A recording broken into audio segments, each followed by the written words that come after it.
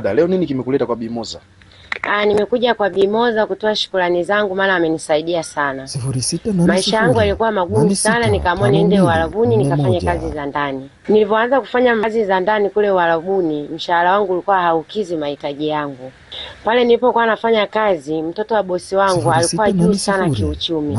Nikatamani niwe naye ili nijikwamue kimaisha, niwasaidie na nyumbani kwetu.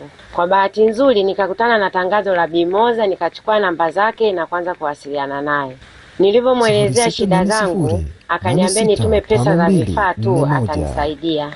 Baada ya muda mchache, Bimoza akafanikisha ombi langu na nikaolewa na mtoto wa bosi. Baada ya kuolewa, nikawa na tatizo jingine la kutokushika ujauzito. Ilinibidi nimrudie tena Bimoza ili anisaidie. Nilivyomrudia, kiukweli alinisaidia na mpaka sasa na ujauzito. Burudani wanaita Jagrit, acha nikupeleke katika episode ya pili. Tulikuwa ni watu tunaopenda sana